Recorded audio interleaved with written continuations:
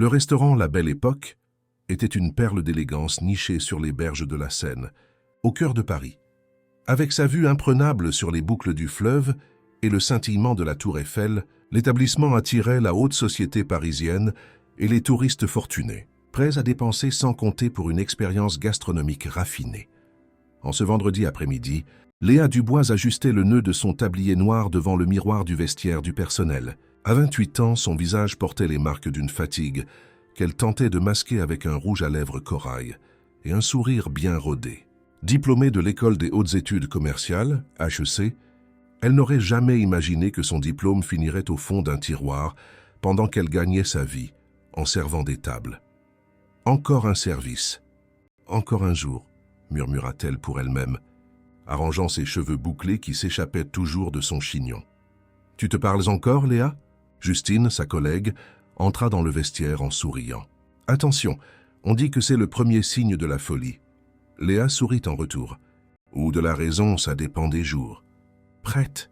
Le vendredi, c'est toujours la guerre. Et j'ai entendu dire que le roi de l'immobilier serait là ce soir. » Léa sentit une boule se former dans son estomac. Antoine Lefebvre, l'homme d'affaires connu dans tout Paris pour son empire immobilier et son tempérament exécrable, était un habitué.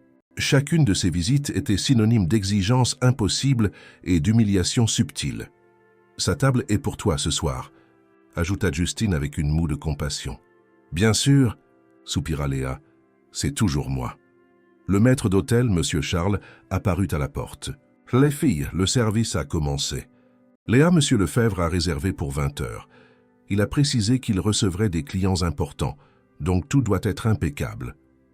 Léa hocha la tête, professionnelle jusqu'au bout. « Comptez sur moi, monsieur Charles. Je ferai de mon mieux. » En se dirigeant vers la salle, Léa pensait à sa mère, Madame Françoise, qui se reposait dans le petit appartement qu'elle partageait dans le 11e arrondissement.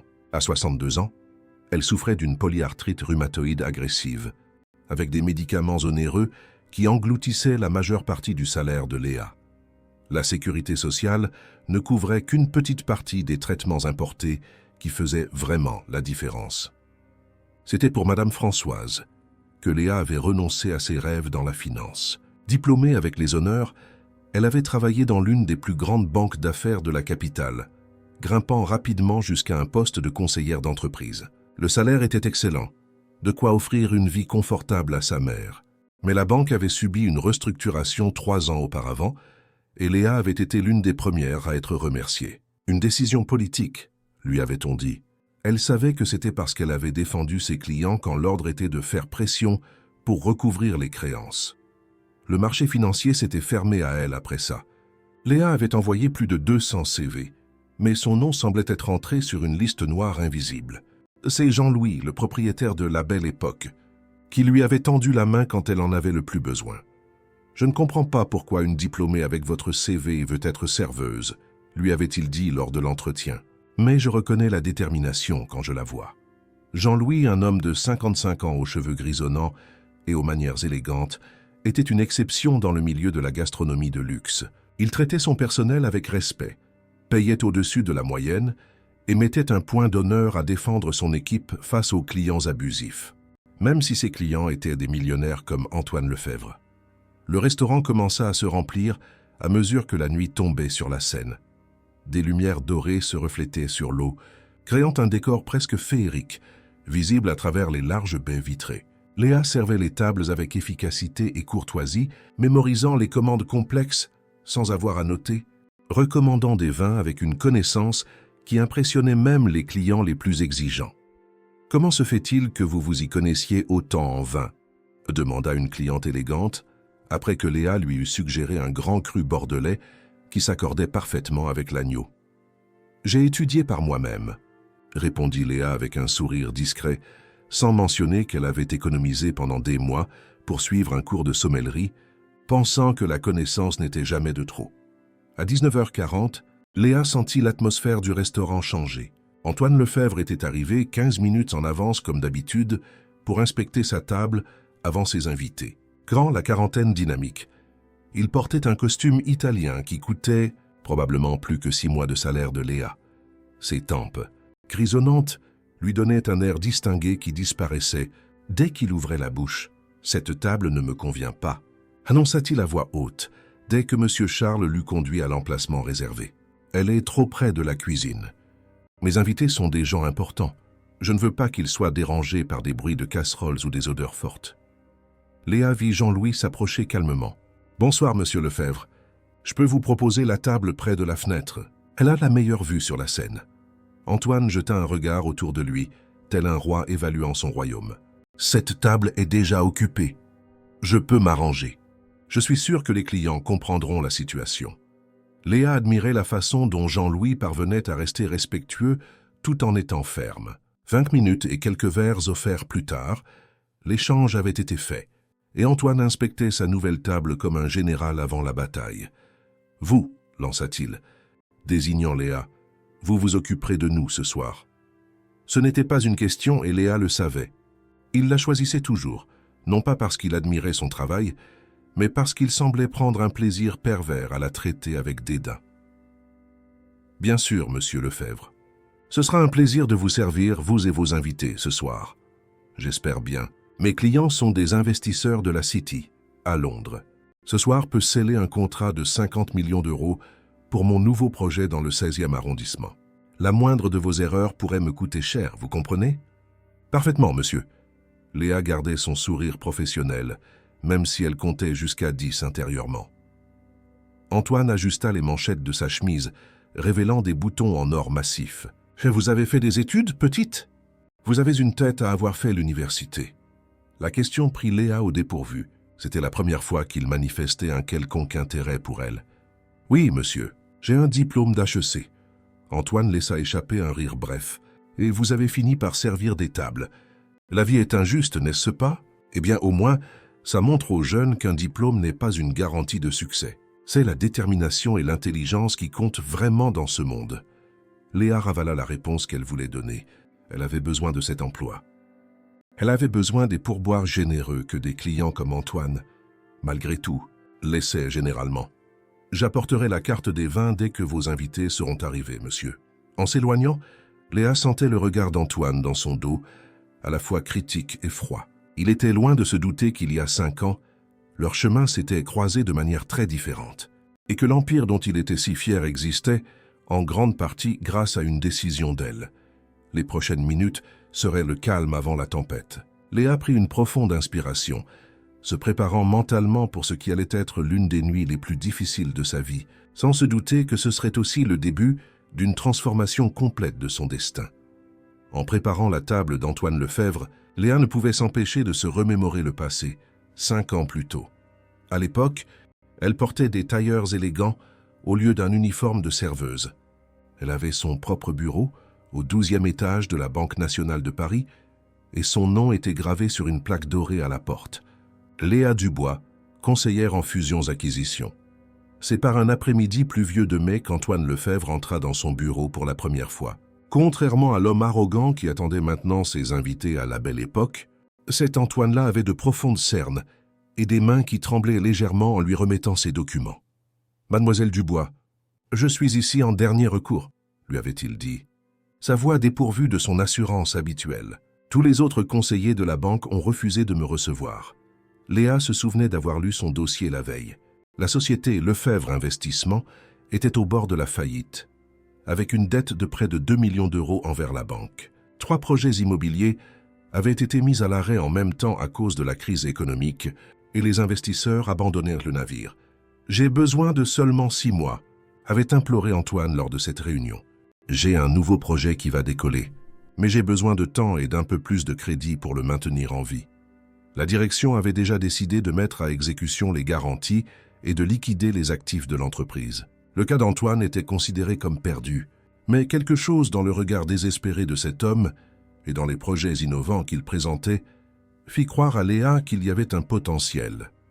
Contre toutes les recommandations, elle avait défendu le dossier d'Antoine lors de la réunion du comité de crédit. Elle avait présenté des analyses, des projections, et avait argumenté pendant des heures. Quand tout semblait perdu, Léa avait fait quelque chose d'impensable. Elle s'était portée garante partielle du prêt de restructuration. « Si je me trompe, j'assumerai une partie des pertes », avait-elle déclaré devant des directeurs stupéfaits. Sa carrière aurait été ruinée si cela avait mal tourné, mais Léa avait fait confiance à son analyse et à son instinct. La direction avait cédé, plus par curiosité pour son audace que par conviction de la reprise de Lefebvre Investissement. La suite appartient à l'histoire. Le projet avait décollé. Antoine avait remboursé toutes ses dettes en un temps record et son entreprise était devenue l'une des plus rentables du secteur immobilier à Paris. Quant à Léa, elle n'avait jamais mentionné son rôle crucial dans ce revirement. Pour Antoine, elle n'était probablement qu'une autre employée de banque qui avait traité ses papiers. Un an plus tard, lorsque la restructuration de la banque la laissa au chômage, Léa avait songé à contacter Antoine. Peut-être qu'il pourrait lui rendre l'appareil, lui offrir un poste dans son entreprise maintenant florissante. Mais la fierté l'en avait empêché. S'il ne l'avait pas reconnu ou ne l'avait pas valorisé de lui-même, elle n'allait pas mendier sa reconnaissance.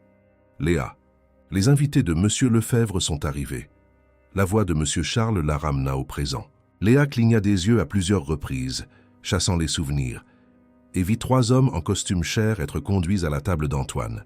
Leurs visages sérieux et leurs mallettes en cuir trahissaient le fait qu'il s'agissait des investisseurs de la City. « J'arrive », répondit-elle, ajustant son uniforme. Antoine se leva pour saluer les hommes avec des poignées de main fermes et des sourires calculés. Léa s'approcha discrètement. « Bienvenue à la belle époque, messieurs. Puis-je vous offrir quelque chose à boire pendant que vous consultez le menu ?» Antoine prit le contrôle de la situation comme toujours.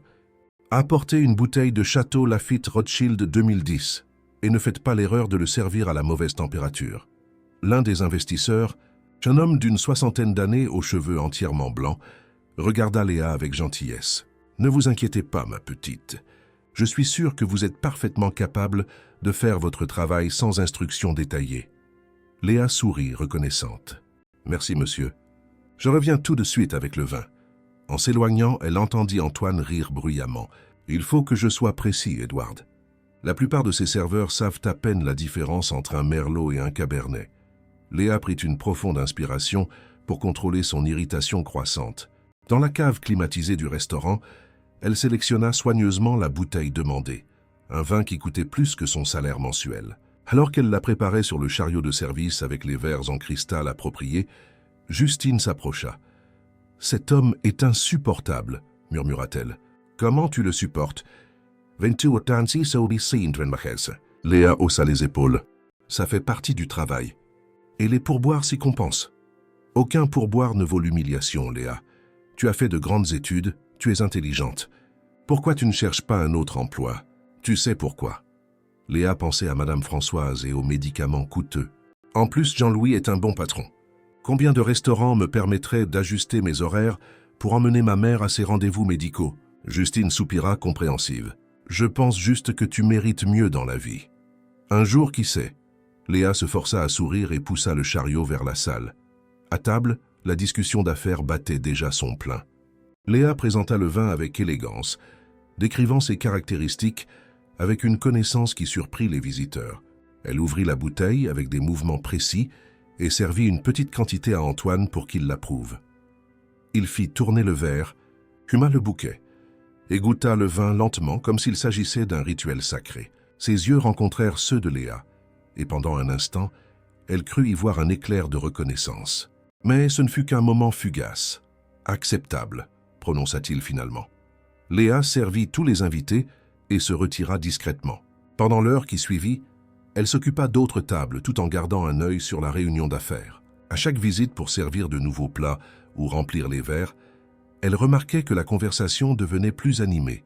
Antoine gesticulait avec enthousiasme, tout en présentant des plans et des documents qu'il avait sortis d'une mallette élégante.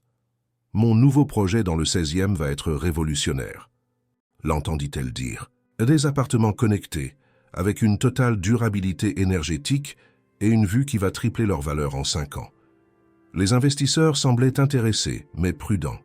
L'homme aux cheveux blancs, Edward, si elle avait bien compris, posait des questions pointues sur les flux de trésorerie et les projections de rendement. « Après ce qui est arrivé à votre entreprise il y a 5 ans, Antoine, nous avons besoin de garanties solides, » commenta Edward en coupant un morceau de filet de bœuf. Léa, qui s'approchait avec une nouvelle bouteille de vin, faillit se figer en entendant cette phrase. Alors, ces hommes étaient au courant de la quasi-faillite d'Antoine. Ce n'était qu'une difficulté isolée, répondit Antoine, visiblement mal à l'aise. Comme vous pouvez le voir sur les bilans, ces dernières années, mon entreprise n'a fait que croître. Grâce à un miracle financier que nous n'avons jamais complètement compris, commenta un autre investisseur, un homme corpulent aux lunettes fines. De la quasi-faillite à la prospérité en un temps record. Impressionnant. Léa servit le vin avec soin, essayant de ne pas montrer que cette conversation l'affectait. Son cœur battait la chamade, tandis que les souvenirs de cette période difficile revenaient en cascade. Ce n'était pas un miracle, c'était de la compétence, affirma Antoine avec son arrogance habituelle. Et un peu de chance avec la banque, je l'avoue. Mais surtout ma vision des affaires. Léa faillit faire tomber la bouteille. La chance avec la banque avait un nom et un prénom, Léa Dubois. C'était elle qui avait risqué sa réputation professionnelle pour sauver son entreprise. C'était elle qui avait cru en lui quand personne d'autre ne le faisait. « Attention à ce vin, ma petite », la réprimanda Antoine, remarquant son hésitation. « Il coûte plus que ton salaire mensuel. »« Pardon, monsieur », murmura Léa, terminant le service avec professionnalisme, malgré la colère qui montait en elle. En s'éloignant, elle entendit Edward commenter « Vous pourriez être plus aimable avec le personnel, Antoine. L'arrogance ne va pas à quelqu'un qui a touché le fond. »« Oh, Edward, ne soyez pas si susceptible », rétorqua Antoine avec un rire forcé. « Ce n'est qu'une serveuse. Elle n'a probablement même pas compris ce que j'ai dit. » Léa respira profondément en entrant dans la cuisine. 6 années d'études supérieures, les honneurs académiques, la maîtrise de 3 langues, et pour Antoine, elle n'était qu'une serveuse, incapable de comprendre des conversations sophistiquées. L'ironie était presque douloureuse. « Ça va ?» demanda Jean-Louis, remarquant son expression tendue. Le propriétaire du restaurant avait toujours un 6e sens pour percevoir quand son personnel était sous pression. « Oui, ça va, mentit Léa, juste fatigué. » Jean-Louis jeta un coup d'œil à la salle, observant la table d'Antoine. « Il est encore difficile ?»« Rien que je ne puisse gérer, » assura Léa, préparant le plateau avec le café et le cognac. « Tu sais que tu peux m'appeler s'il dépasse les limites, n'est-ce pas?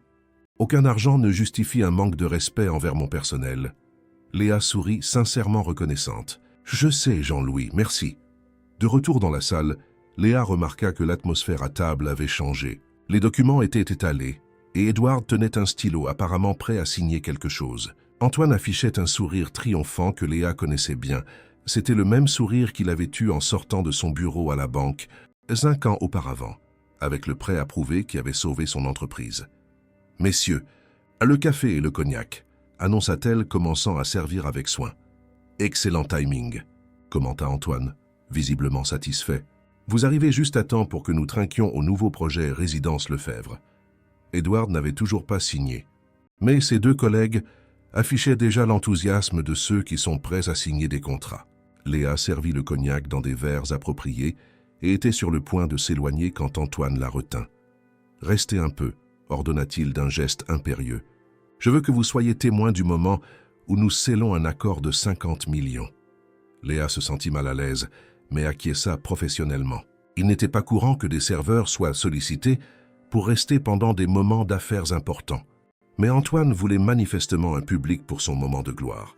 « Edward, mon ami, tout est en ordre », insista Antoine, poussant les documents vers l'investisseur. « Comme vous pouvez le voir, toutes les garanties que vous avez demandées sont là.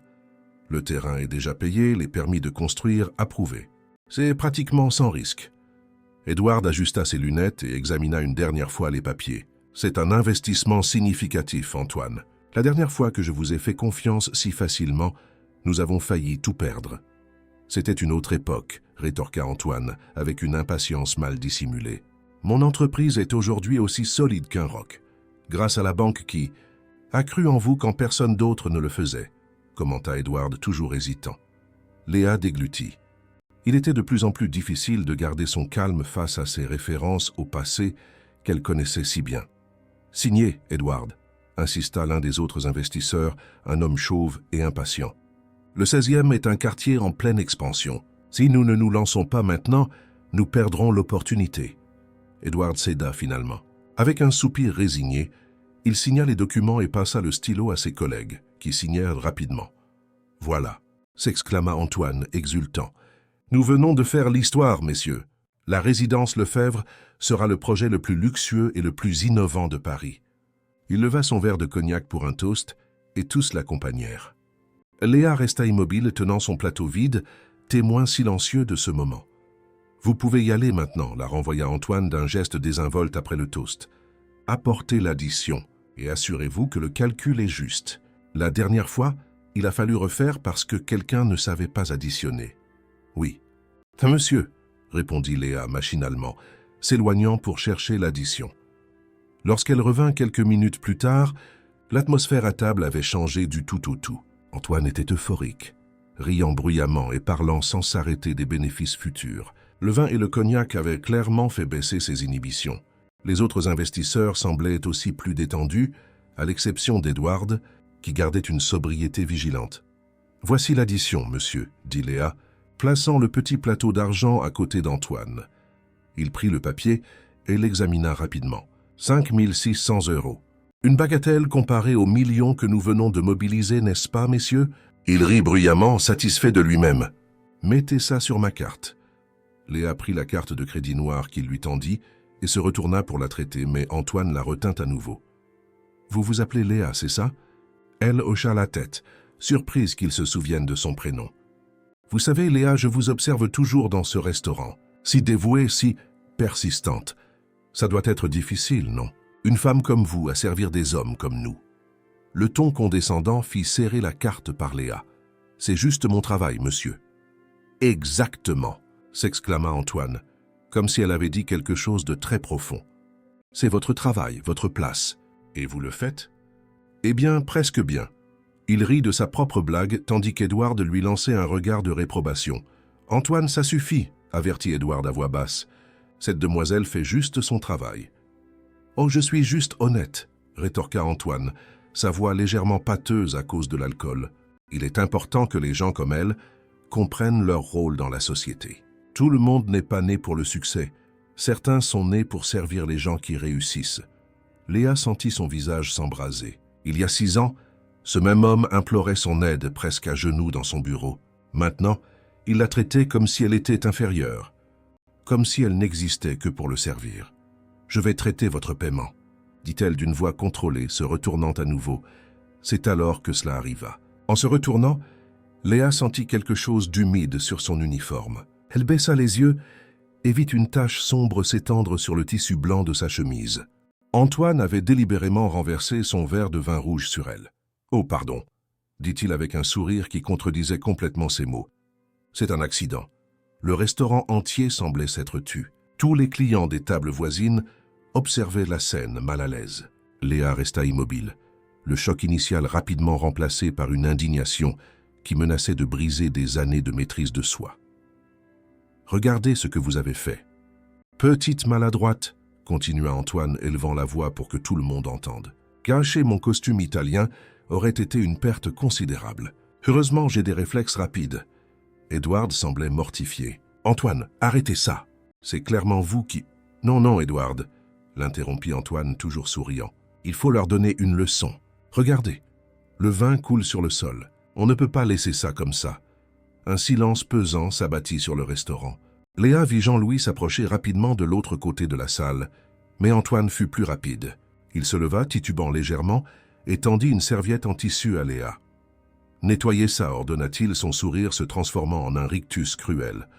À genoux, pour ne pas aggraver la situation.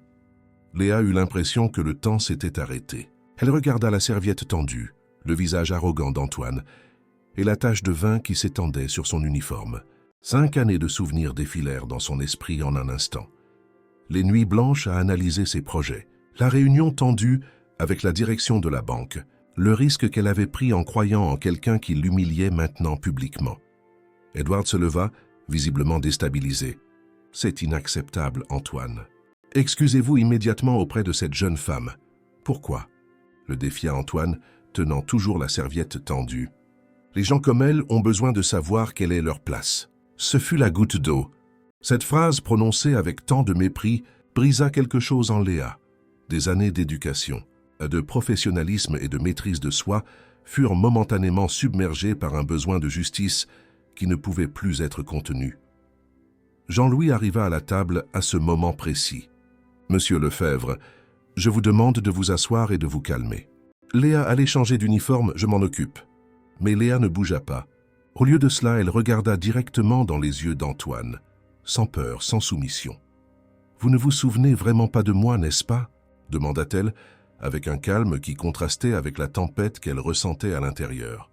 Antoine fronça les sourcils, confus. « De quoi parlez-vous?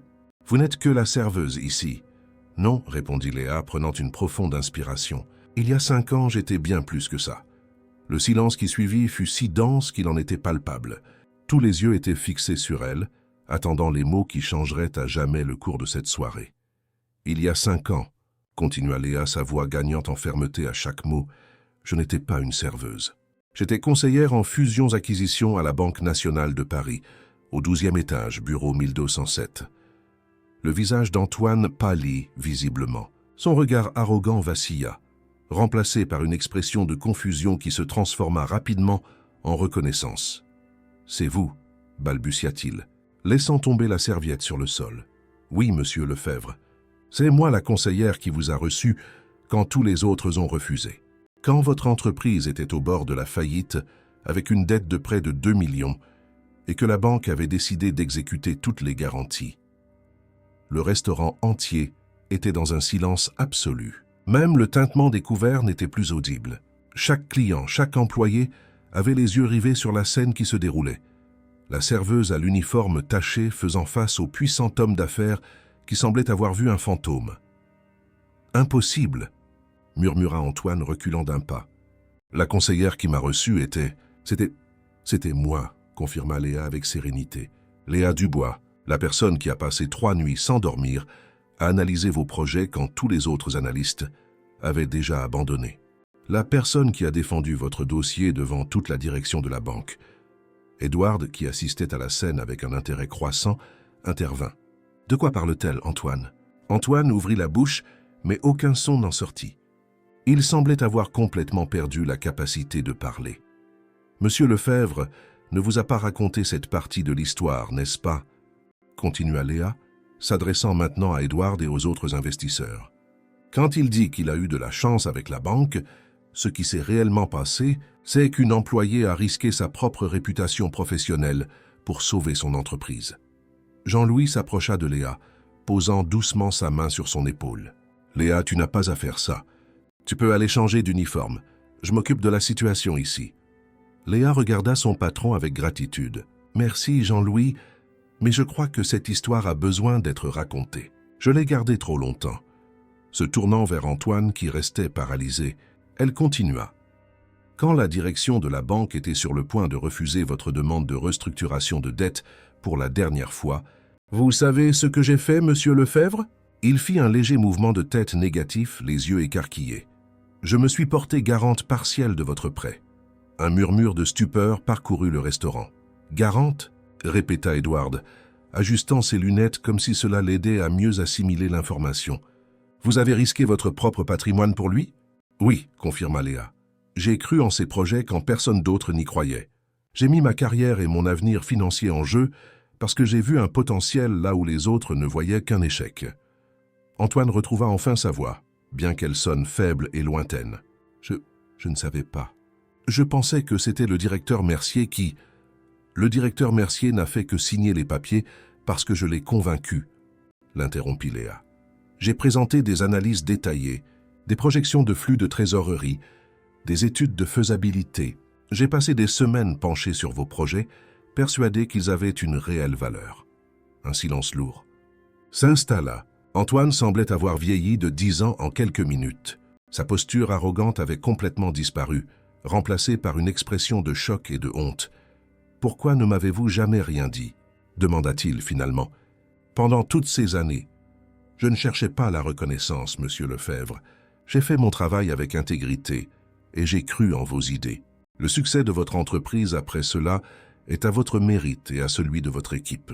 J'ai juste donné l'opportunité dont vous aviez besoin. » Edward se leva, regardant Antoine, avec une expression mêlant surprise et déception. « Antoine, c'est vrai? Cette femme a sauvé votre entreprise et vous ne l'avez jamais reconnue. » Antoine semblait de plus en plus mal à l'aise. Je ne l'ai vraiment pas reconnue. Cela fait des années. Elle était différente, ses cheveux étaient différents, dans un autre contexte. Le contexte n'a pas d'importance, l'interrompit Edward avec fermeté. Ce qui compte, c'est la façon dont vous traitez les gens. Comme vous venez de traiter quelqu'un qui, si je comprends bien, a été essentiel pour que vous puissiez être là aujourd'hui, a scellé un accord de 50 millions. Les deux autres investisseurs se levèrent également, visiblement gênés. L'un d'eux, l'homme chauve, secoua la tête en signe de désapprobation. « Ce n'est pas comme ça qu'on fait des affaires, Antoine. Ce n'est pas comme ça qu'on traite les gens. » Léa sentit une vague d'émotion en voyant ces hommes puissants la défendre, mais elle garda son calme. Elle ne cherchait ni la vengeance ni l'humiliation, juste la reconnaissance de son humanité. « Messieurs, s'il vous plaît, dit-elle calmement, je n'avais pas l'intention d'interrompre votre réunion d'affaires. Je ne pouvais simplement plus accepter d'être traité comme une personne inférieure, surtout par quelqu'un qui a eu autant besoin d'aide que moi un jour. » Antoine sembla enfin sortir de son état de choc. Lentement, comme si chaque mouvement exigeait un effort immense, il tira une chaise et s'assit. Ses yeux, autrefois pleins d'arrogance, reflétaient maintenant un mélange de honte et de reconnaissance. « Léa, commença-t-il, utilisant son prénom avec respect pour la première fois. « Je ne vous ai vraiment pas reconnu. Mais ce n'est pas une excuse.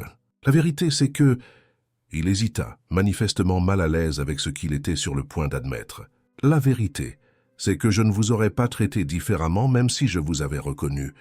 Et ça, c'est impardonnable. » Un silence tendu plana sur la table. Léa ne s'attendait pas à une admission aussi franche. « Ces dernières années, continua Antoine, je suis devenu exactement le genre de personne que je méprisais quand j'étais en difficulté. Arrogant, insensible. J'utilisais mon pouvoir financier pour rabaisser les autres. » Il regarda Léa avec un regard qui semblait être de la sincère contrition. Surtout ceux que je considérais inférieurs à cause de leur position sociale.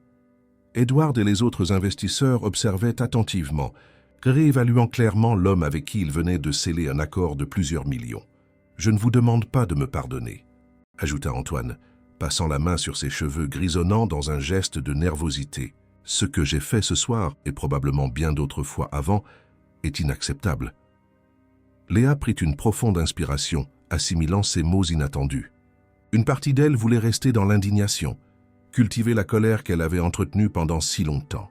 Mais une autre partie, la même qui avait vu le potentiel en Antoine il y a 5 ans, reconnaissait la sincérité de son repentir. « Nous faisons tous des erreurs, monsieur Lefebvre, » répondit-elle finalement. « Certaines plus grandes que d'autres. L'important est de les reconnaître et de travailler à les corriger. » Jean-Louis, qui était resté aux côtés de Léa pendant toute la conversation, intervint gentiment. « Léa, pourquoi n'irais-tu pas changer d'uniforme? Je m'occupe de tout ici. » Elle acquiesça, reconnaissante de l'occasion de se retirer et de retrouver son calme. Alors qu'elle se dirigeait vers le vestiaire, elle entendit la voix d'Antoine l'appeler. Elle se retourna interrogative. « Pouvons-nous parler après? »« En privé ?» demanda-t-il, avec une vulnérabilité qu'elle ne lui connaissait pas. « J'ai beaucoup de choses à dire et à demander. » Léa hésita, réfléchissant à la proposition. Finalement, elle acquiesça légèrement. « Je serai là jusqu'à la fermeture. » Dans le vestiaire, loin des regards curieux, Léa s'autorisa enfin à ressentir toute l'intensité émotionnelle de cette confrontation. Ses mains tremblaient, alors qu'elle essayait de déboutonner sa chemise tachée de vin. Justine entra juste après, les yeux écarquillés de stupéfaction. « Mon Dieu, Léa, tout le restaurant en parle. C'est vrai que tu as sauvé l'entreprise de cet horrible homme. » Léa sourit faiblement. « C'est une longue histoire, Justine. Et tu as gardé ça pour toi pendant 2 ans? Tu le servais alors qu'il te traitait comme de la merde? On n'a pas toujours le luxe de choisir nos batailles, » répondit Léa, sortant un uniforme propre de son casier. « Ma mère avait besoin de ses médicaments. J'avais besoin de ce travail. » Justine serra son amie dans ses bras impulsivement. « Tu es la personne la plus forte que je connaisse, tu sais. » Léa rendit l'étreinte, ressentant un étrange mélange de soulagement et d'appréhension. Le poids du secret avait été levé, mais qu'allait-il se passer ensuite? Quelle serait la réaction d'Antoine après le choc initial? Ses excuses semblaient sincères, mais les gens comme lui changeaient rarement pour de vrai. Quand elle eut fini de se changer, Léa prit une profonde inspiration devant le miroir. Le visage qui la fixait semblait différent, plus confiant, plus résolu. Quelque chose de fondamental avait changé cette nuit-là, et il n'y avait pas de retour en arrière possible. En retournant dans la salle, elle remarqua immédiatement que l'atmosphère s'était transformée. Antoine et les investisseurs étaient toujours à table, mais la conversation semblait sérieuse et intense. Plusieurs autres clients lancèrent des regards curieux dans sa direction. Certains lui faisaient même un discret signe de la main en signe de soutien. Les nouvelles couraient vite dans un lieu comme celui-ci. Jean-Louis s'approcha d'elle alors qu'elle reprenait son travail à d'autres tables. « Ça va ?» demanda-t-il sincèrement préoccupé. « Oui, merci. Je suis désolé d'avoir fait une scène. »« Ne t'excuse pas, » répondit Jean-Louis avec fermeté. « Cet homme a mérité chaque mot. En fait, je suis fier de toi. Peu de gens auraient eu le courage de faire ce que tu as fait. » Léa sourit, reconnaissante de son soutien. « Que s'est-il passé après mon départ ?» Les investisseurs de la City étaient, disons, en train de reconsidérer l'accord, surtout l'aîné, Edward. Ils semblaient assez secoués par toute la situation. « Ce n'était pas mon intention d'interférer dans leurs affaires, » dit Léa. « T'inquiète, peut-être que c'était exactement ce dont ils avaient besoin de voir avant de confier des millions à quelqu'un comme Antoine Lefebvre, » observa Jean-Louis sagement. « Le caractère compte plus que les bilans financiers. » Au bout du compte, au fil de la soirée, Léa se tint à distance de la table d'Antoine, servant d'autres clients avec son efficacité et sa courtoisie habituelle. Cependant, il était impossible d'ignorer les regards fréquents qu'il lui lançait, des regards qui ne contenaient plus d'arrogance ou de mépris, mais un mélange complexe de honte, de curiosité et quelque chose qui ressemblait à de l'admiration. Vers 23 heures, les investisseurs finirent par partir. Léa observa de loin Antoine leur dire au revoir à la porte du restaurant.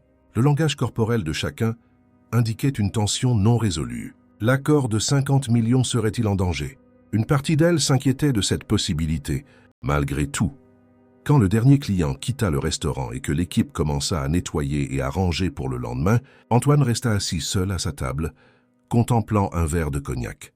Léa termina ses tâches, rangea le pourboire de la soirée dans sa poche, considérablement plus important que d'habitude, grâce aux témoignages de solidarité des autres clients, et finalement, à contre-cœur s'approcha de lui. « Monsieur Lefebvre, nous fermons. » Il leva les yeux et rencontra les siens. Pendant un instant, aucun des deux ne parla. Il y avait 5 années d'histoire non racontées entre eux. 5 années qui avaient mené leur vie dans des directions radicalement différentes.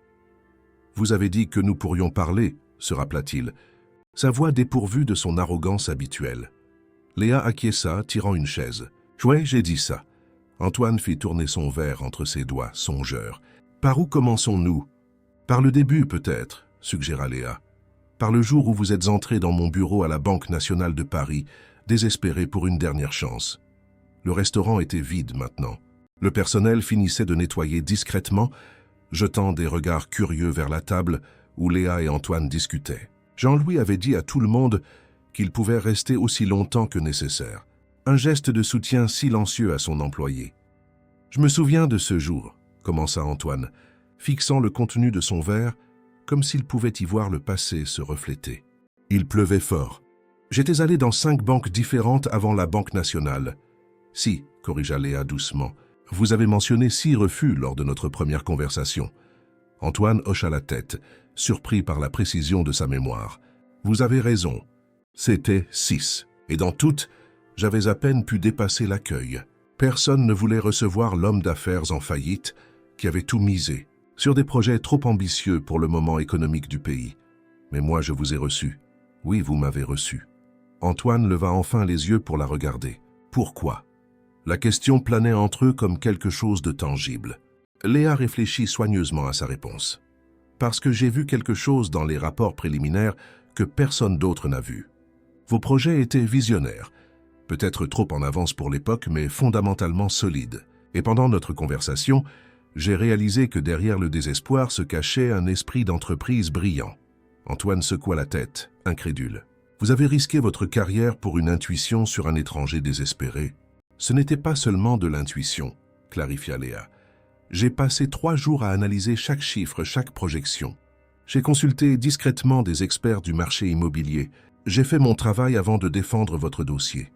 Malgré tout, insista Antoine, si ça avait mal tourné, J'aurais probablement perdu mon emploi plus tôt, compléta Léa avec un léger haussement d'épaule. Mais ça n'a pas mal tourné, n'est-ce pas? Vous avez prouvé que j'avais raison. Un silence pensif s'installa entre eux. Antoine prit une petite gorgée de cognac, comme s'il avait besoin d'alcool pour continuer cette conversation difficile. « Que s'est-il passé après ?» demanda-t-il finalement. « Pourquoi avez-vous quitté la banque? Pourquoi travaillez-vous comme serveuse ?» L'hésitation avant le dernier mot révélait son embarras d'avoir utilisé cette profession comme une insulte. Léa soupira profondément. C'était à son tour de remuer de douloureux souvenirs. 1 an après votre restructuration, la banque a subi une grande réorganisation. Des coupes, des licenciements, une centralisation des opérations. Officiellement, j'ai été victime d'une réduction des effectifs. Officieusement. Elle fit une pause, choisissant ses mots. Officieusement, je m'étais fait de puissants ennemis en défendant des clients quand l'ordre était de faire pression pour recouvrer les créances. L'approbation de votre prêt n'était qu'un des nombreux cas où j'étais allé à l'encontre du consensus du comité. Donc vous avez été puni pour votre intégrité, conclut Antoine, une note d'admiration dans sa voix. Je préfère penser que je suis resté fidèle à mes principes. Mais oui, cela a eu des conséquences. Et après? Léa eut un sourire triste. Après, ça a été le plus difficile. J'ai essayé d'autres banques, d'autres institutions financières, mais il semblait y avoir une marque invisible sur mon CV. Personne ne le disait explicitement, mais les portes ne s'ouvraient tout simplement pas. « Liste noire », murmura Antoine. « Je connais bien ça. Pendant ce temps, ma mère a été diagnostiquée avec une polyarthrite rhumatoïde avancée. Le traitement était et est toujours extrêmement coûteux. La sécurité sociale couvre les consultations, mais pas les médicaments les plus efficaces. J'avais besoin d'un travail, n'importe quel travail. Et vous avez trouvé ce restaurant. Oui, Jean-Louis a été une bénédiction. Il a compris que j'étais surqualifié pour le poste, mais il m'a donné une chance quand même. Il a assoupli mes horaires pour que je puisse accompagner ma mère à ses rendez-vous médicaux. Il a été plus humain que n'importe quel directeur de banque pour qui j'ai travaillé. Antoine absorba cette information en silence, son visage reflétant une compréhension croissante de l'ironie de la situation. La femme qu'il traitait avec tant de mépris avait non seulement sauvé son entreprise, mais avait été punie pour son intégrité, tandis que lui prospérait grâce aux risques qu'elle avait pris. Et pendant tout ce temps, vous m'avez servi dans ce restaurant sans rien dire, constata-t-il, la voix basse, pendant que je vous traitais de cette manière impardonnable. Léa ne répondit pas immédiatement. Que pouvait-elle dire? Que tout allait bien. Ce n'était pas le cas. Qu'elle s'en fichait, ce serait un mensonge. Pourquoi ne m'avez-vous jamais contacté? Demanda soudain Antoine. Quand vous avez perdu votre emploi, pourquoi ne pas m'avoir appelé? J'aurais pu vous aider. C'était une question que Léa s'était posée de nombreuses fois. Par fierté peut-être, admit-elle finalement. Ou peut-être parce que j'ai senti que si vous ne m'aviez pas reconnu ou ne vous étiez pas souvenu de moi par vous-même, ça ne valait pas la peine de m'humilier en demandant de l'aide. Ces mots frappèrent Antoine comme un coup. Il ferma brièvement les yeux, absorbant l'impact de cette vérité. J'ai changé après le succès, avoua-t-il, la voix presque un murmure. Les premières années après le redressement de l'entreprise, j'avais encore l'humilité de la quasi-faillite. Je me souvenais encore de ce que c'était que de toucher le fond, de mendier une chance. Mais ensuite, les millions ont commencé à se multiplier. Les projets ont gagné des prix. Les portes se sont ouvertes. Et vous êtes devenu exactement le genre de personne que vous méprisiez quand vous étiez en difficulté. Compléta Léa répétant les mots qu'il avait prononcés plus tôt. Exactement. Antoine but le reste de son cognac d'un seul coup, comme s'il cherchait du courage. Vous savez ce qui est le plus ironique? Ce nouveau projet dans le 16e, que je viens de négocier avec Edward et les autres. Il est en grande partie basé sur ce projet original que vous avez défendu il y a 5 ans. Léa haussa les sourcils surprise. Vraiment? Oui. Les concepts de durabilité, les appartements connectés, l'intégration avec l'environnement, tout cela était dans les projets initiaux que vous avez analysés et défendus quand personne d'autre n'y croyait. Ce n'est que maintenant que le marché est prêt à les recevoir. Un petit sourire apparut sur les lèvres de Léa. Alors j'avais vraiment raison à votre sujet. J'étais juste un peu trop en avance. Comme toujours. Antoine hésita puis continua avec un effort visible. Léa, je sais que je ne mérite pas votre pardon. Ce que j'ai fait aujourd'hui, et bien d'autres fois avant, est impardonnable. Mais j'aimerais essayer de réparer d'une manière ou d'une autre le tort que j'ai causé. Léa inclina la tête, prudente. Qu'avez-vous en tête? D'abord, je veux que vous sachiez qu'Edward et les autres investisseurs ont conditionné le maintien de l'accord à des changements significatifs dans la gestion de l'entreprise. En particulier, il se racle à la gorge, visiblement mal à l'aise. Ils ont suggéré, en fait exigé, que j'embauche quelqu'un avec un fort sens de l'éthique pour superviser le projet. Quelqu'un qui pourrait s'assurer que les valeurs de l'entreprise ne se perdent pas dans la quête du profit. Et j'aimerais vous offrir ce poste. Vice-présidente exécutive de Lefebvre Investissement avec une focalisation sur le nouveau projet Résidence Lefebvre. Léa eut l'impression que le sol se dérobait sous ses pieds. L'offre était si inattendue, si surréaliste, que pendant un instant elle douta d'avoir bien entendu. « Vous voulez que je travaille pour vous ?» « Non, Léa, la corrigea Antoine, la regardant droit dans les yeux. « Je veux que vous travailliez avec moi, en tant que partenaire, pas subordonné. Votre connaissance financière, votre intégrité et votre vision sont exactement ce dont nous avons besoin pour équilibrer ma focalisation excessive sur les résultats. » Léa ne put s'empêcher de rire. « Votre focalisation excessive sur les résultats, c'est comme ça que vous appelez l'arrogance et le mépris envers les autres. » Antoine eut la décence d'avoir l'air embarrassé. « J'essaie de changer, Léa. Aujourd'hui a été un réveil brutal mais nécessaire. En vous voyant là, debout, racontant notre histoire, j'ai réalisé le monstre que j'étais devenu. Les gens ne changent pas du jour au lendemain, Antoine. Non, ils ne changent pas, acquiesça-t-il. Mais ils doivent commencer à un moment donné, et je vous demande de me donner la chance de prouver que je peux être différent. Que je peux redevenir l'homme qui méritait votre confiance il y a 5 ans. » Léa étudia le visage de l'homme en face d'elle. L'arrogance avait disparu, remplacée par une vulnérabilité qu'elle n'avait jamais vue en lui. Était-ce sincère ou juste une autre tactique de négociation? « Combien ?» demanda-t-elle directement. « Pardon? Combien vous offrez pour ce poste ?» Antoine sembla surpris par l'objectivité de la question, mais répondit promptement. « 30 000 € par mois plus une participation au résultat du projet. Une voiture de fonction, une mutuelle haut de gamme qui couvrira tous les traitements de votre mère, y compris les médicaments importés, et une autonomie totale pour mettre en place des programmes d'éthique et de responsabilité sociale dans l'entreprise. » C'était une offre alléchante, plus qu'alléchante. Elle représentait non seulement une sécurité financière pour Léa et sa mère, mais aussi la chance de revenir dans le domaine pour lequel elle avait été formée, dans une position de leadership. « Et si ça ne marche pas ?» demanda-t-elle. « Si nos personnalités se heurtent, si vous reprenez vos vieilles habitudes à la première divergence.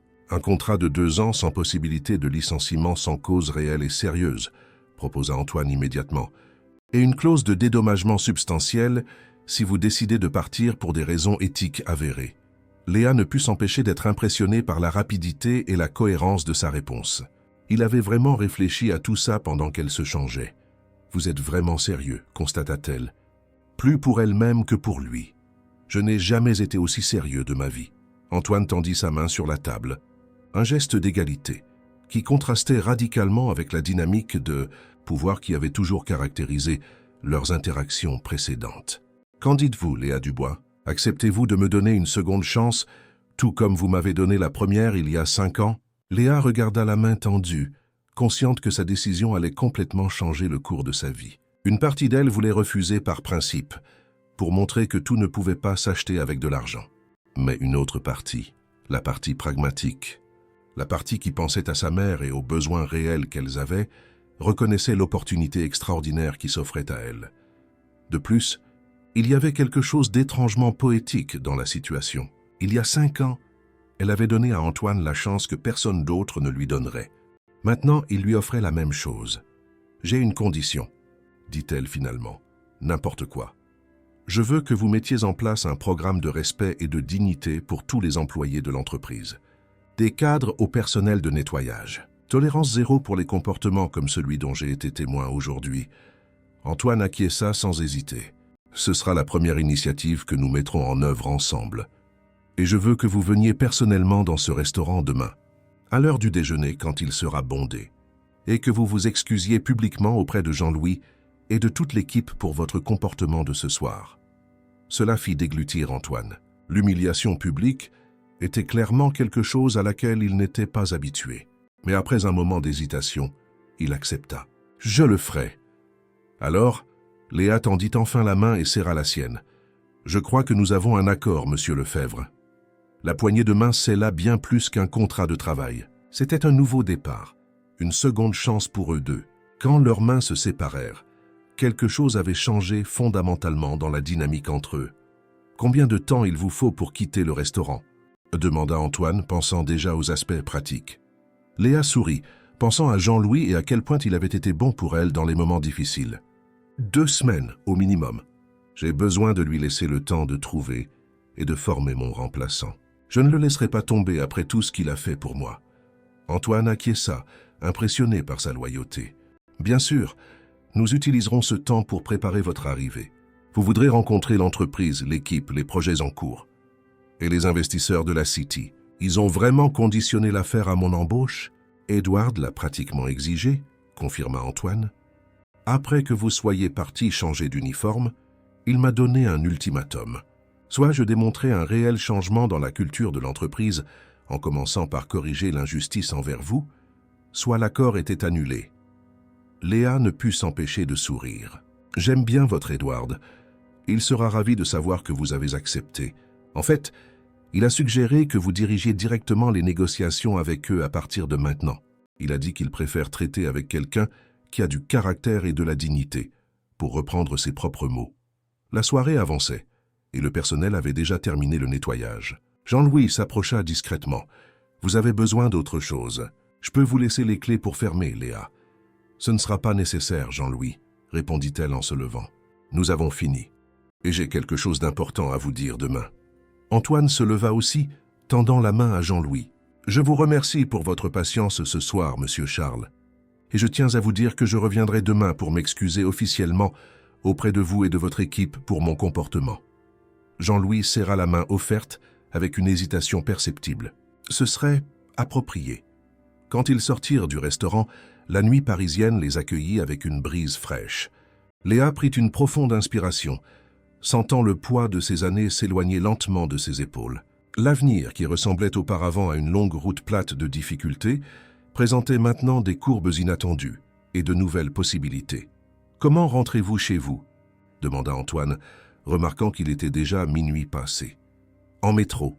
Le dernier passe dans 15 minutes à la station. » Antoine sembla sincèrement choqué. « En métro?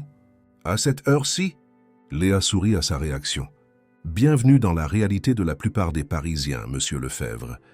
La réalité à laquelle votre personnel fait face tous les jours. » Il sembla digérer cette information comme si c'était une révélation. « Mon chauffeur attend. Je peux vous ramener chez vous. » Pendant un instant, Léa songea à refuser par principe, mais elle était fatiguée. La nuit avait été épuisante sur le plan émotionnel, et sa mère serait sûrement inquiète de son retard. « Merci, j'accepte le trajet. » Alors qu'il marchait vers la voiture de luxe garée à quelques mètres, Antoine posa une question qui le tracassait manifestement. « Vous croyez que les gens peuvent vraiment changer, Léa? Ou est-ce qu'on fait juste semblant de changer quand on y est forcé par les circonstances ?» Léa réfléchit soigneusement avant de répondre. « Je crois que le vrai changement commence quand on se voit à travers les yeux des autres, quand on ressent l'impact de nos actions. C'est difficile et ça prend du temps, mais c'est possible. Et vous croyez que je peux changer ?» Elle le regarda avec sérieux. « J'ai cru que vous pouviez sauver votre entreprise quand elle était en faillite. Je crois que vous pouvez aussi sauver votre caractère. Mais la preuve sera dans vos actions dans les prochains mois, pas dans les mots de ce soir. » Antoine acquiesça, acceptant le défi implicite dans ses mots. Alors que le chauffeur leur ouvrait la portière, Léa regarda le ciel étoilé de Paris, sentant que quelque chose de fondamental avait changé dans l'univers. Pas seulement dans sa vie, mais dans la vie de tous ceux qui avaient été touchés par les événements de cette nuit extraordinaire.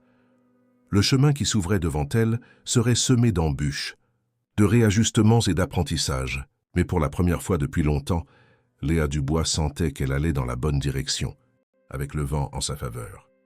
Les 2 semaines qui suivirent passèrent comme un tourbillon dans la vie de Léa.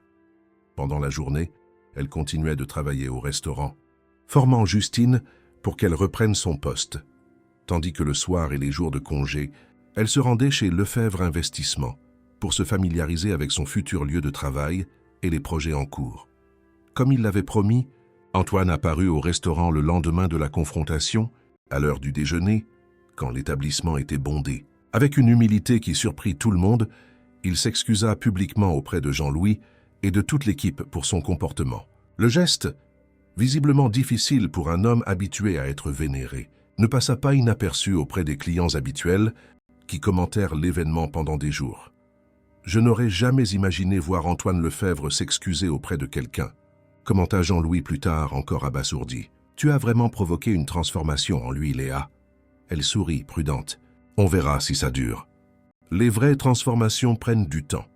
La nouvelle de son embauche en tant que vice-présidente exécutive de Lefebvre Investissement se répandit rapidement dans les cercles d'affaires parisiens. Les clients du restaurant, en découvrant que la serveuse discrète et efficace était en fait une gestionnaire talentueuse sur le point d'occuper un poste de direction, se mirent à la traiter avec un mélange de curiosité et de respect renouvelé. Chez elle, la réaction de Madame Françoise fut un mélange de joie et de préoccupation maternelle. « C'est une opportunité formidable. »« Ma fille, » dit-elle, serrant les mains de Léa entre les siennes, les doigts légèrement déformés par l'arthrite. « Mais cet homme t'a si maltraité. Es-tu sûre de pouvoir lui faire confiance ?» Léa s'assit à côté de sa mère sur le petit canapé de l'appartement. « Je ne suis sûre de rien, maman, mais le contrat qu'il m'a offert me donne une sécurité. Et sincèrement, je pense avoir vu quelque chose de sincère en lui hier soir. Une réelle volonté de changer. Les gens ne changent que lorsque la douleur de rester ce qu'ils sont surpasse la douleur de changer. » Philosopha Madame Françoise, la sagesse de ses 62 ans se reflétant dans ces mots simples. « Peut-être as-tu causé suffisamment de douleur à son ego pour déclencher cette transformation. » Durant ces 2 semaines, Léa partagea son temps entre les 2 mondes qui composaient maintenant sa vie. Au restaurant, elle disait progressivement au revoir à ses collègues et clients qui étaient devenus une sorte de famille. Chez Lefebvre Investissement, elle commençait à construire de nouvelles relations, maintenant en tant que cadre. La transition ne fut pas sans défi. Certains anciens directeurs de l'entreprise voyaient d'un mauvais œil la montée soudaine de cet inconnu. Des rumeurs circulaient dans les couloirs. « C'est la maîtresse d'Antoine. Elle a quelque chose sur lui. Qu'elle est là juste pour faire plaisir aux investisseurs. » Léa affronta les chuchotements avec la même dignité qu'elle avait montrée face aux provocations d'Antoine pendant 2 ans. En réunion, elle faisait preuve d'une connaissance technique et d'une vision stratégique qui réduisait rapidement les sceptiques au silence. Lors des interactions individuelles, elle traitait tout le monde avec le même respect, quelle que soit leur position hiérarchique. Antoine, de son côté, semblait sincèrement engagé dans sa propre transformation. Dans les réunions auxquelles ils participaient ensemble, Léa remarquait comment il écoutait davantage et interrompait moins. Comment il remerciait les gens pour leur contribution. Comment il semblait réapprendre les comportements de respect de base qui avaient été enfouis sous des années d'arrogance. Bien sûr, il y eut des rechutes. Lors d'une réunion particulièrement tendue avec des fournisseurs, Léa vit le vieil Antoine émerger brièvement, traitant un jeune ingénieur avec condescendance. Après, en privé, elle l'affronta. « Avez-vous remarqué comment vous avez parlé à Hugo aujourd'hui ?» Antoine parut sincèrement surpris. « Comment ça ?» Ce ton de supériorité. La façon dont vous avez balayé sa préoccupation concernant le calendrier, comme si c'était de la bêtise. Antoine fronça les sourcils, réfléchissant. Après un moment, son visage s'illumina de reconnaissance. « Vous avez raison. Je n'ai même pas réalisé que je faisais ça. C'est ça le problème, Antoine. Les schémas sont tellement enracinés que vous ne les voyez même plus. » Au lieu de se mettre sur la défensive, comme Léa s'y attendait, il acquiesça pensivement. « Comment puis-je changer quelque chose dont je ne me rends même pas compte ?»« La prise de conscience est la première étape, » répondit-elle, « et être ouvert à écouter quand quelqu'un vous le fait remarquer. Comme vous le faites maintenant. » Il la regarda avec une expression mêlant admiration et gratitude. « Merci de me l'avoir dit. Je vais m'excuser auprès d'Hugo demain. » De petits moments comme celui-ci confirmaient à Léa que sa décision d'accepter le poste avait été la bonne. Non seulement pour l'opportunité professionnelle, mais pour la chance de catalyser une véritable transformation chez un homme qui, de par sa position et son influence, affectait la vie de centaines de personnes. Le matin de son dernier jour au restaurant La Belle Époque, Léa arriva plus tôt que d'habitude.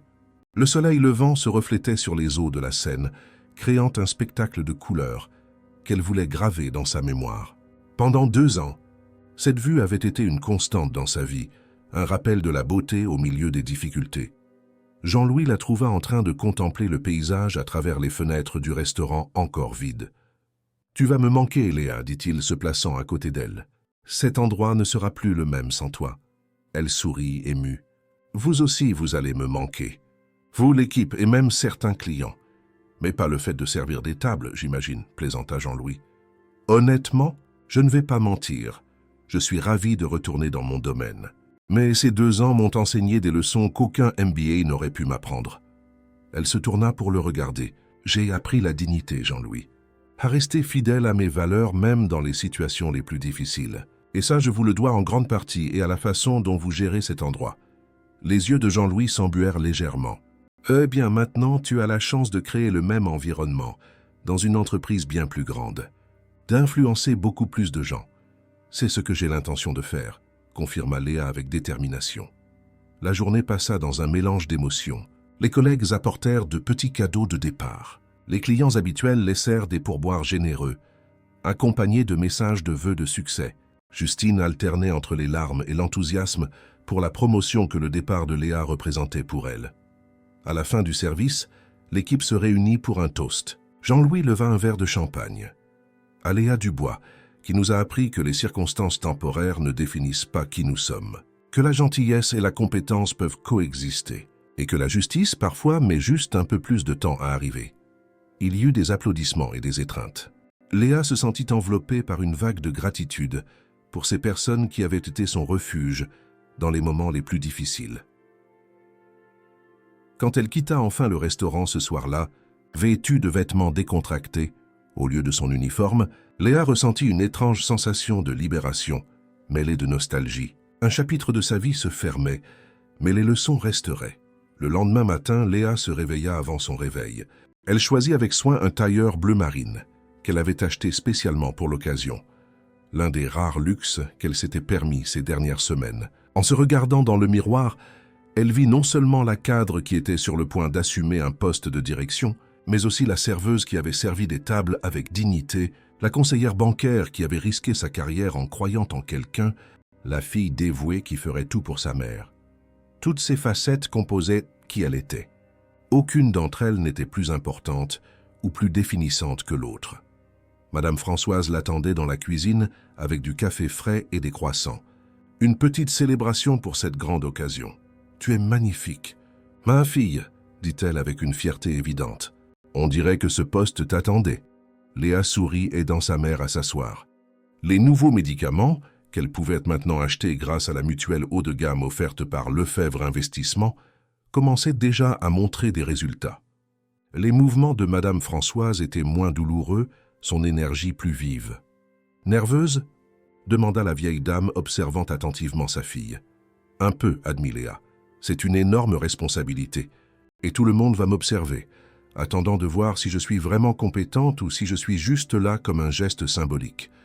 Tu vas leur montrer, » affirma Madame Françoise avec conviction. « Tout comme tu as montré à Antoine Lefebvre. » Le chauffeur envoyé par l'entreprise arriva ponctuellement à 7h30.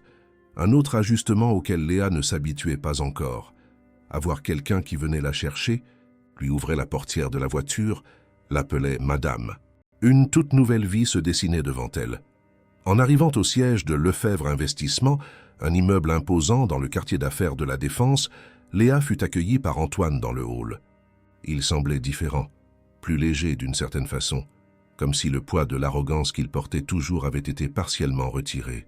« Prête pour le grand jour ?» demanda-t-il, lui tendant la main. « Je suis née prête », répondit Léa avec une confiance qui les surprit tous les deux.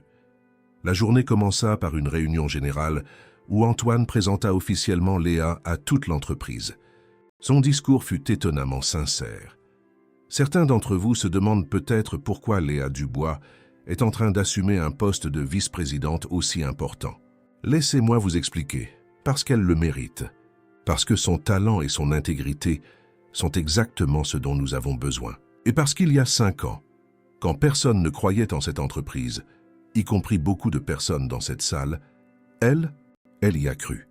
Il raconta ensuite brièvement l'histoire de comment Léa en tant que conseillère bancaire, avait sauvé Lefebvre Investissement de la faillite. Il ne mentionna pas l'épisode du restaurant, mais il fit comprendre à tout le monde que la dette de gratitude était de lui envers elle et non l'inverse. Après la réunion, Léa fut conduite à son nouveau bureau, spacieux, lumineux, avec une vue sur les toits de Paris. Une grande table en bois noble occupait le centre, avec son nom gravé sur une plaque dorée à la porte, Léa Dubois, vice-présidente exécutive. « Qu'en pensez-vous » demanda Antoine, la regardant assimiler l'environnement. C'est... Léa chercha le bon mot. « Surréaliste !» Il rit doucement. « Vous vous y habituerez. Vous êtes à votre place ici, Léa. Vous l'avez toujours été. » Les premières semaines à son poste furent intenses. Léa se plongea dans le projet Résidence Lefebvre, révisant chaque détail, des aspects financiers aux impacts environnementaux et sociaux. Comme il l'avait promis, elle avait une réelle autonomie, et elle n'hésitait pas à remettre en question des décisions ou à suggérer des changements si nécessaires. Le plus surprenant fut la réceptivité d'Antoine à ses interventions. L'homme qui réagissait auparavant avec irritation à la moindre remise en question semblait maintenant valoriser les perspectives différentes. Lors d'une réunion particulièrement animée sur l'utilisation de matériaux importés par rapport aux matériaux français, l'équipe observa stupéfaite qu'Antoine, après avoir écouté les arguments de Léa sur la durabilité et le développement local, avait simplement dit « Vous avez raison, nous allons revoir cette décision ». Edward et les autres investisseurs de la City visitèrent l'entreprise un mois après. L'entrée en fonction de Léa, la transformation de la dynamique était évidente pour tout le monde. Edward, en particulier, ne cachait pas son approbation en voyant Léa diriger des présentations et Antoine écoutait attentivement ses suggestions. « J'ai fait le bon choix en insistant pour votre embauche », commenta Edward lors d'un déjeuner privé avec Léa. « Vous avez apporté plus que de la compétence technique à Lefebvre Investissement. Vous avez apporté une âme. Je fais juste mon travail, répondit-elle modestement. Non, Léa, vous redéfinissez ce que signifie être un leader dans ce pays. Vous montrez que l'intégrité et le succès ne sont pas mutuellement exclusifs. » Le commentaire la marqua pendant des jours, résonnant dans son esprit pendant qu'elle travaillait. Était-il vraiment possible de transformer toute une culture d'entreprise? De changer la mentalité de personnes qui, pendant des années, avaient opéré selon la logique que la fin justifie les moyens? La réponse commença à se manifester dans les petits détails, dans la façon dont les jeunes employés se sentaient maintenant à l'aise pour exprimer des idées en réunion. Dans le programme de responsabilité sociale que Léa avait mis en place, allouant 2% des bénéfices du projet Résidence Lefebvre à des initiatives communautaires dans les environs. Dans la nouvelle politique de recrutement qui privilégiait la diversité et l'inclusion. Et peut-être le plus significatif, dans l'évolution continue d'Antoine. L'homme qui utilisait auparavant son pouvoir pour humilier semblait maintenant trouver de la satisfaction à élever les autres. Le cadre qui mesurait sa valeur à la peur qu'il inspirait cherchait maintenant à inspirer par le respect. 3 mois après avoir pris ses fonctions, lors d'une réunion du conseil d'administration où le projet Résidence Lefebvre reçut l'approbation finale pour le début des travaux, Antoine surprit tout le monde avec une annonce inattendue. « Je voudrais vous informer que nous renommons le projet, » dit-il regardant directement Léa. « À partir d'aujourd'hui, il sera connu sous le nom de Résidence Nouvel Horizon. » Il y eut des murmures de surprise. Le nom Lefebvre avait toujours été présent dans tous les projets de l'entreprise. « Pourquoi ?» demanda l'un des membres du conseil clairement confus. Antoine sourit, un sourire sincère qu'il affichait rarement dans des environnements d'entreprise. « Parce que ce projet représente un nouvel horizon, pour l'entreprise, pour nos clients et pour moi personnellement. » Il fit une pause significative. « Et parce qu'il a été conçu par quelqu'un qui a vu des possibilités quand tous les autres ne voyaient qu'un échec. » Les regards se tournèrent vers Léa, qui sentit une chaleur monter à son visage. Le geste d'Antoine allait au-delà du symbolisme d'entreprise. C'était une reconnaissance publique de sa contribution, pas seulement maintenant, mais il y a 5 ans, quand tout avait commencé.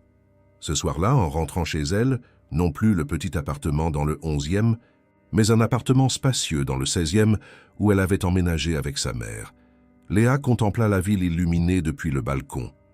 Paris s'étendait devant elle, une mer de lumière qui pulsait avec vie et possibilité. Madame Françoise la rejoignit, apportant 2 tasses de thé. « À quoi penses-tu, ma fille? Tu as l'air loin. » Léa sourit, acceptant la tasse chaude. Je pense à la façon dont la vie est faite de rebondissements, maman. À comment parfois nous devons tout perdre pour trouver notre vraie valeur. La vieille dame acquiesça sagement. Et à comment certaines personnes ont besoin d'être humiliées pour trouver leur humanité. Toutes deux savaient qu'elle parlait d'Antoine. Léa prit une gorgée de thé, réfléchissant à la transformation de l'homme qui était passé de son bourreau à son partenaire d'affaires. « Tu crois qu'il a vraiment changé ?» demanda Madame Françoise, toujours perspicace. Léa considéra la question avec soin. « Je pense qu'il est en train de changer. C'est un processus, pas un événement. Il y aura des rechutes, des doutes. » Elle fit une pause, cherchant les mots justes. « Mais j'ai vu quelque chose dans ses yeux aujourd'hui, quand il a annoncé le nouveau nom du projet.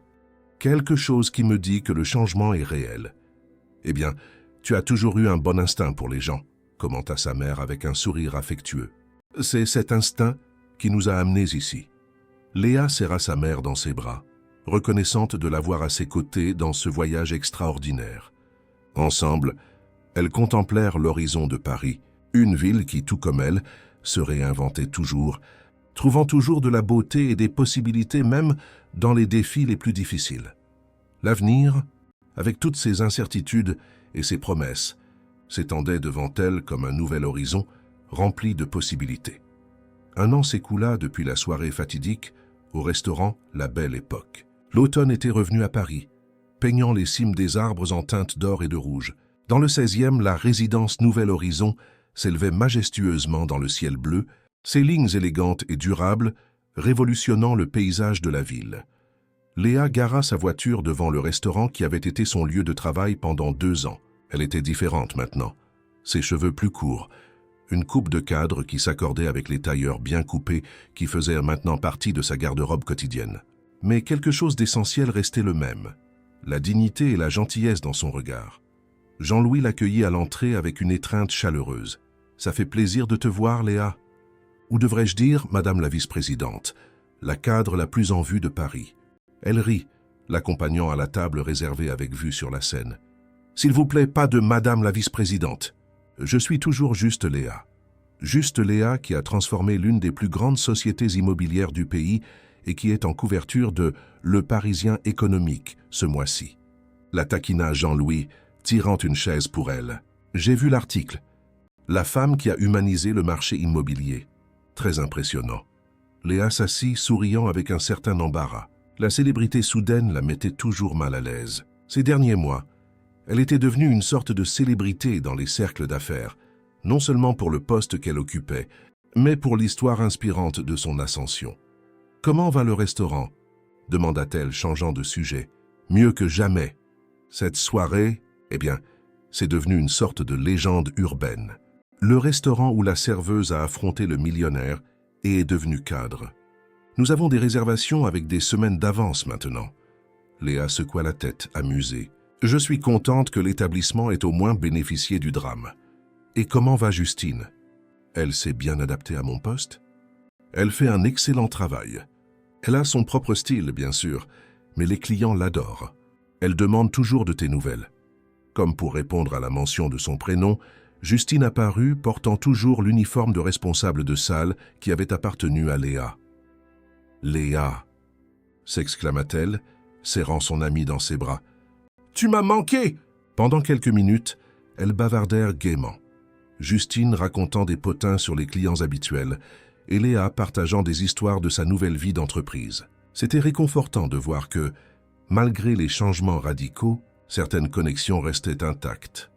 Quand Justine s'éloigna pour s'occuper d'autres clients, Jean-Louis prit une expression plus sérieuse. « Et comment se passe le travail avec Antoine Lefebvre? Sa transformation est-elle vraiment sincère ou juste un spectacle pour les investisseurs ?» C'était une question que Léa avait souvent dû affronter au cours de la dernière année. Beaucoup doutaient que le changement de comportement d'Antoine puisse être maintenu à long terme. « C'est réel, » répondit-elle avec conviction. « Pas parfait, pas complet, mais réel. Il a encore des moments de rechute, des moments où le vieil Antoine refait surface, surtout sous pression. Mais la différence, c'est que maintenant, il reconnaît ces moments, s'excuse et travaille activement pour s'améliorer. » Jean-Louis parut satisfait de la réponse. « Et commencer de travailler côte à côte avec quelqu'un qui t'a un jour publiquement humilié. » Léa réfléchit un instant. Étonnamment, réparateur, pour nous deux. Il y a quelque chose de profondément transformateur à voir quelqu'un affronter ses propres démons, reconnaître ses erreurs et travailler à les corriger. Surtout quelqu'un qui a eu autant de pouvoir et d'arrogance. La conversation fut interrompue par l'arrivée d'Antoine. Ponctuel comme toujours, il traversa le restaurant avec une confiance qui ne se confondait plus avec la suffisance. Il salua les serveurs et d'autres employés par leur prénom. Une habitude qu'il avait développée au cours de la dernière année. « Jean-Louis, ravi de vous revoir, dit-il, tendant la main au propriétaire du restaurant. La poignée de main entre les deux hommes, autrefois formelle et tendue, semblait maintenant sincèrement amicale. « Le plaisir est pour moi, Antoine. Vous deux ensemble, vous apportez toujours de bonnes nouvelles à la belle époque. » Antoine sourit, s'asseyant à la table. « Je l'espère. » Léa n'a pas voulu me dire pourquoi elle tenait tant à ce déjeuner. Elle a juste dit que c'était important. Léa attendit que Jean-Louis s'éloigne avant de répondre, parce qu'aujourd'hui, ça fait exactement 1 an. Antoine acquiesça lentement, comprenant immédiatement la référence. 1 an depuis la nuit qui a tout changé. Il me semblait approprié de célébrer ici, là où tout a commencé. En plus, ajouta-t-elle, ouvrant son sac et en sortant une élégante chemise à rabat, j'ai quelque chose à partager avec vous. Antoine haussa les sourcils, curieux. Les résultats du 3e trimestre, nous les avons déjà passés en revue hier. Non, quelque chose de plus significatif. Elle fit glisser la chemise sur la table. Les résultats de l'enquête interne sur le climat d'entreprise. Antoine ouvrit la chemise, ses yeux parcourant rapidement les graphiques et les tableaux. Au fur et à mesure qu'il lisait, son expression passa de la curiosité à la surprise, puis à une émotion plus profonde. « C'est extraordinaire », murmura-t-il finalement. Les chiffres étaient sans équivoque. La satisfaction des employés avait bondi de 47% à 89% en seulement 1 an.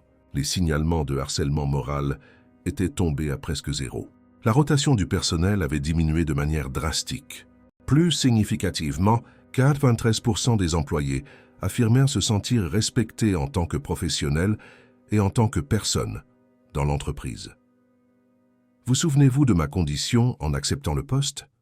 demanda Léa. « Le programme de respect et de dignité pour tous les employés ?» Antoine acquiesça, absorbant encore les données. « Bien sûr, voici les résultats.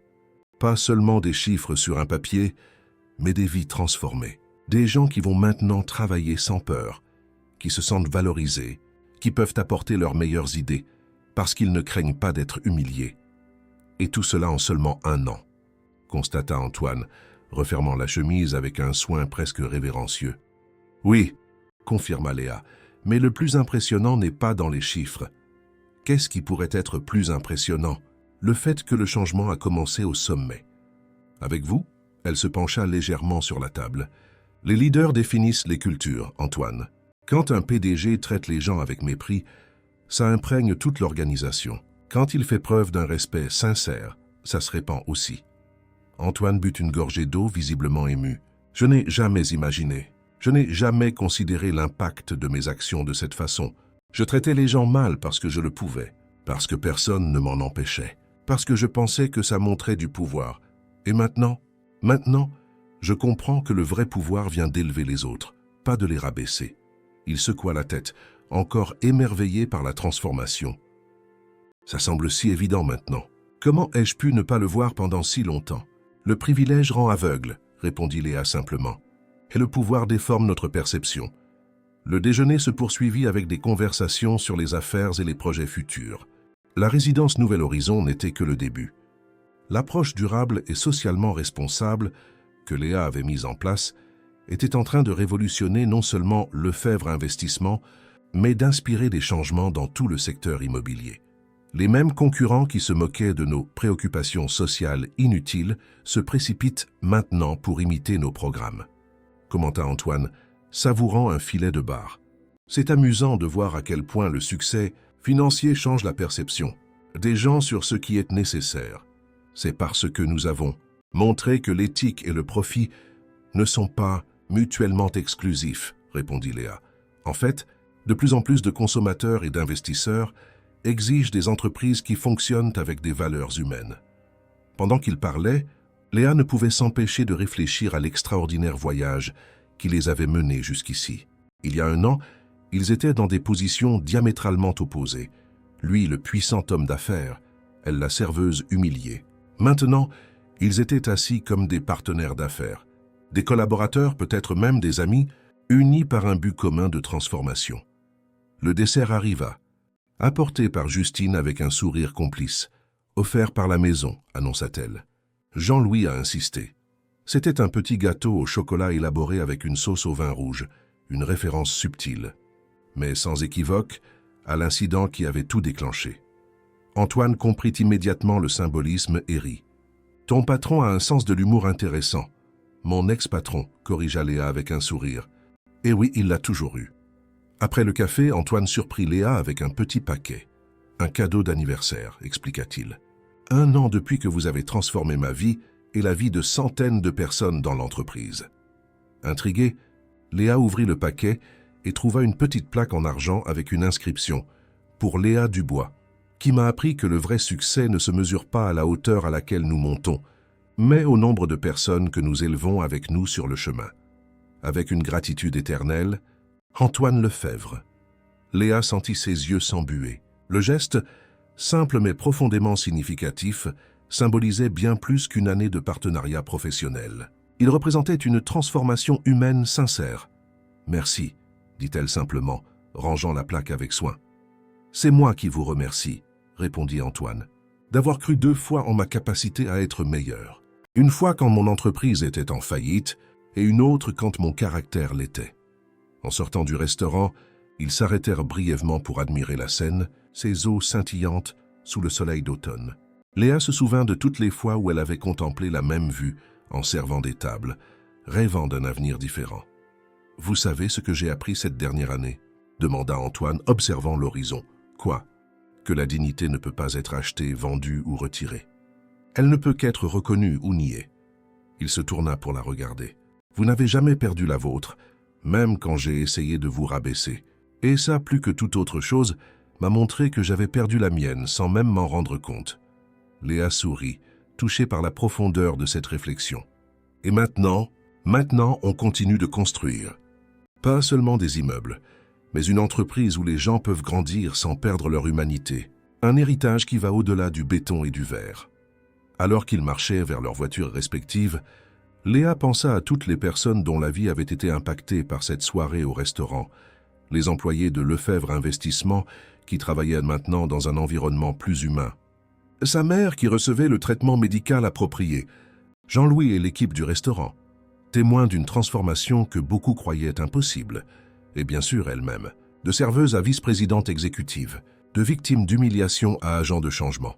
Un voyage extraordinaire qui avait commencé par un acte de courage, le courage de défendre sa dignité quand tout semblait perdu. « On se voit demain à la réunion avec les nouveaux investisseurs ?» demanda Antoine en la saluant. « J'y serai, confirma Léa. Et Antoine, merci pour la plaque. Ça compte beaucoup. » Il sourit, un sourire sincère qui ne portait plus les traces de l'arrogance d'antan. C'est juste un petit symbole d'une dette impayable. Alors qu'Antoine s'éloignait, Léa resta un moment de plus à contempler la scène. Le chemin jusqu'ici n'avait pas été facile. Il y avait eu des moments de doute, des moments où elle s'était demandé si la transformation d'Antoine était sincère, des moments où le poids des responsabilités semblait écrasant. Mais il y avait quelque chose de profondément gratifiant à voir le résultat de son travail. Pas seulement dans les chiffres impressionnants de la résidence Nouvel Horizon ou dans les bénéfices records de l'entreprise, mais dans les vies transformées, les cultures redéfinies, les possibilités qui s'ouvraient à tant de personnes. À l'horizon de Paris, le soleil commençait sa lente descente, peignant le ciel en teintes d'orange et de rose. Léa sourit pour elle-même. Elle était exactement là où elle devait être, non pas parce que le destin l'avait voulu, mais parce qu'elle avait eu le courage de se lever et de revendiquer sa place dans le monde. Et à ce moment-là, observant la ville qu'elle aimait s'étendre devant elle comme une carte d'infinies possibilités, Léa Dubois sut avec certitude: la vraie dignité n'est jamais dans les postes que nous occupons ou les titres que nous portons, mais dans la façon dont nous traitons les autres et nous-mêmes tout au long du voyage. Un nouvel horizon s'ouvrait devant elle, et elle était prête à l'explorer, un pas à la fois, en élevant les autres tout en continuant son chemin. Fin de l'histoire. Conclusion YouTube, Call to Action. Chers auditeurs, nous espérons que l'histoire de Léa et Antoine a touché votre cœur. Combien de fois dans la vie faisons-nous face à des situations où notre dignité est mise à l'épreuve? Combien de fois avons-nous l'opportunité de transformer non seulement nos vies, mais aussi celles de notre entourage? Si ce récit a suscité des émotions en vous, ne gardez pas ce sentiment pour vous. Partagez-le avec notre communauté en cliquant sur le bouton « J'aime » juste en dessous. Abonnez-vous à notre chaîne pour ne pas manquer nos prochaines histoires inspirantes qui, comme celle-ci, explorent les profondeurs de l'expérience humaine. Nous avons une playlist spéciale avec des histoires de dépassement de soi et de transformation qui vous attendent dans le coin supérieur gauche de l'écran. Et n'oubliez pas de laisser un commentaire. Avez-vous déjà été témoin ou vécu une situation de transformation personnelle aussi impactante que celle-ci? Votre histoire pourrait être l'inspiration dont quelqu'un a besoin aujourd'hui. À notre prochaine aventure émotionnelle ensemble.